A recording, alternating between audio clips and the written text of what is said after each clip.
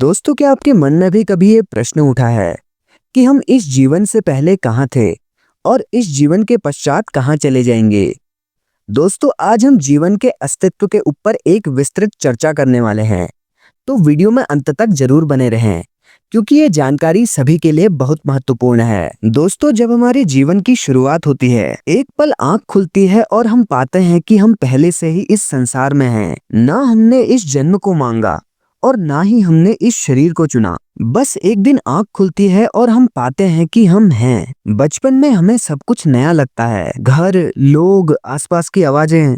हम समझ भी नहीं पाते कि हम कौन हैं, पर हम हैं और ये होना ही एक अजीब सा चमत्कार लगता है। फिर धीरे धीरे हम चलना, बोलना, गिरना, उठना आदि सीखते हैं। हमें पता भी नहीं होता कि हम किस चीज का हिस्सा बन रहे हैं, पर हम जीवन के साथ बहते जा रहे होते हैं, जैसे कोई नदी अपने आप बह रही हो। कभी हमसे किसी ने पूछा भी नहीं, क्या आप जन्म लेना चाहते हो, पर हम आ गए और ये सब अपने आप हो रहा होता है। और फिर जब हमारी समझ धीरे धीरे बढ़ने लगती है, फिर हम देखते हैं कि लोग एक ऐसी चीज पर विश्वास कर रहे होते हैं जो कि स्पष्ट रूप से दिखाई तो नहीं देती, लेकिन लोग उससे प्रार्थना कर रहे होते हैं, उसके सामने हाथ जोड़ रहे होते हैं और उससे कुछ मांगे कर रहे होते हैं। फिर हमारी जिज्ञासा व्यक्त करने पर हमें पता चलता है कि वो चीज इस संसार में नहीं है, लेकिन वो ही इस संसार को चला रहा है।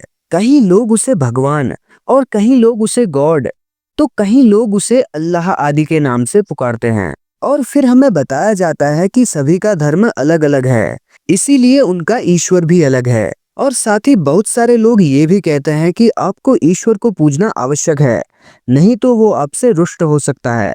और साथ ही लोग ये भी कहते हैं कि अगर आप उसकी पूजा नित्य करते हो तो वो आपको जो चाहिए वो फल दे देगा। दोस्तों, इस बात से हमारे मन में ईश्वर के प्रति श्रद्धा और विश्वास बढ़ने लगता है, क्योंकि इस बात से हमारे दिमाग में एक चीज बैठ जाती है कि जब भी हमें कोई दुख या फिर हमें कोई भी चीज चाहिए होगी तो हम सीधे भगवान से उसे मांग लेंगे। दोस्तों, फिर स्कूल आता है और दोस्तियां बनती हैं, और फिर उस उम्र में ये सवाल तो बिल्कुल भी मन में नहीं आता कि मैं कौन हूँ, क्योंकि उस समय की खेल, दौड़, खुशियाँ ये सब इस सवाल को दबा देती हैं। और फिर जवानी आती है, और जवानी के साथ साथ आते हैं हमारे सपने, साथ ही साथ दर्द, इच्छाएं और आसमान को छूने की भूख, क्योंकि फिर व्यक्ति अपने आप को ऊंचे से ऊंचे स्तर पर देखना चाहता है। और ज्यादातर लोगों को इसी उम्र में प्यार भी हो जाता है, जबकि हमें ये सब नहीं पता होता है कि इसे कहते क्या है। लेकिन सभी लोगों को हम इसे प्यार का नाम देते हुए सुनते हैं, इसलिए हम भी कह देते हैं कि हमें प्यार हो गया है। और ज्यादातर लोग उस प्यार को पाने की चाहत रखते हैं,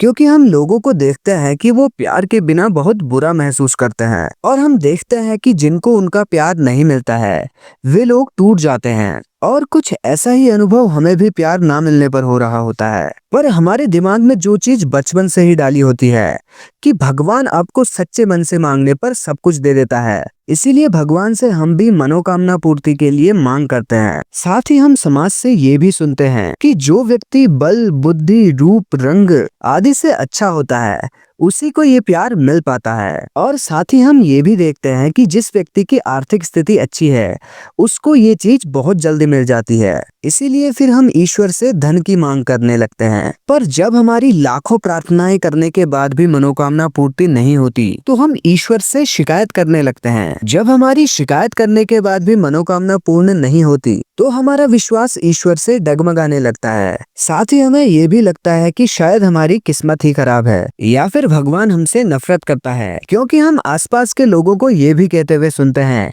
कि ये सब हमें ईश्वर की कृपा से मिला है। और हम लोगों से ये भी सुनते हैं कि ये सब जो कुछ भी हमारे साथ हो रहा होता है ये हमारे पिछले जन्म के कर्मों का फल होता है, और ये सब सिर्फ भगवान की मर्जी से ही सही हो सकता है। और आसपास हो रहे अत्याचारों को देखकर मन और भी ज्यादा परेशान होने लग जाता है, क्योंकि हम देखते हैं कि जो व्यक्ति चालाक है वही आगे बढ़ पा रहा है, और जो व्यक्ति सीधा है वो मेहनत करने के बाद भी सफल नहीं हो पा रहा। और आसपास हम ये भी देखते हैं कि लोग कमजोरों को दबा रहे होते हैं और साथ ही हम जानवरों में भी यही सब चीज देख रहे होते हैं कि जो जानवर ज्यादा ताकतवर है वही छोटे जानवरों को मार जाता है। इसीलिए दोस्तों जीवन से ये सवाल पूछना तो बिल्कुल जायज है कि आखिर ये सब क्यों हो रहा है। तो चलिए दोस्तों इन सभी प्रश्नों के उत्तर हम अद्वैत वेदांत से जानने की कोशिश करते हैं। दोस्तों अद्वैत वेदांत के अनुसार जो ये जीवन हमें बिल्कुल सत्य लगता है ये दरअसल एक स्वप्न की भांति है। उदाहरण के लिए जैसे हम एक सपना देख रहे होते हैं तो उसमें हो रही सारी घटनाएं हमें बिल्कुल सत्य प्रतीत होती हैं, पर जब हम जग जाते हैं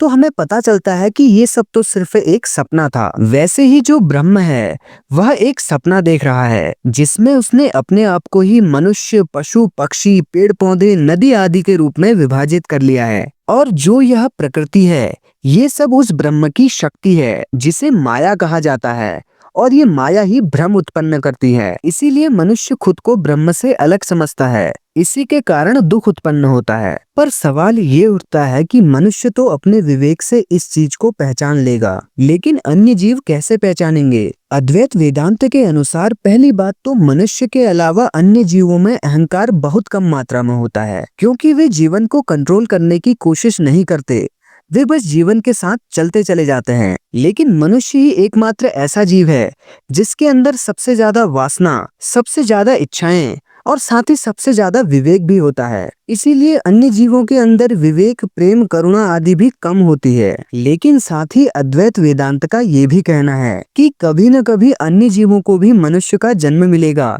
ताकि वे अपना आत्म साक्षात्कार कर पाएं। पर साथ ही वे ये भी कहते हैं कि इसका अर्थ ये नहीं है कि आत्मा का पुनर्जन्म होता है, बल्कि अहंकार का पुनर्जन्म होता है, क्योंकि आत्मा तो सिर्फ साक्षी है, वह ना ही कभी जन्म लेती है और ना ही कभी मरती है, बल्कि अहंकार और संस्कार मिलकर फिर एक नया शरीर बना देते हैं। इसीलिए फिर आत्मा को मैं का अनुभव होने लग जाता है। तो इसका अर्थ ये है कि आत्मा और परमात्मा एक ही हैं। इस बात से ये साबित होता है कि जिस भगवान से हम कुछ मांग रहे हैं दरअसल वो हमारा शुद्ध स्वरूप है, और जो दरअसल हमें अपने पराई का अनुभव होता है वो सिर्फ अहंकार के कारण होता है। और जब यह अहंकार पूरी तरह से छूट जाता है फिर जीव को अहम ब्रह्मास्मि का अनुभव हो जाता है, जिसका अर्थ ये है कि मैं ही वह ब्रह्म हूँ जो कि इस संसार के हर कण कण में बसा है। पर दोस्तों इसका मतलब ये नहीं है कि हमें इस संसार का कोई अनुभव नहीं होगा, बल्कि ये है कि जब हमें कोई काम, क्रोध, मोह, लोभ आदि का अनुभव होता है तब हमें ये समझ आएगा कि ये सब तो प्रकृति के कारण है। इसलिए हमें उन सभी अनुभवों को साक्षी के तौर पर अनुभव करना चाहिए ताकि हम इस जीवन का पूर्ण आनंद तो लें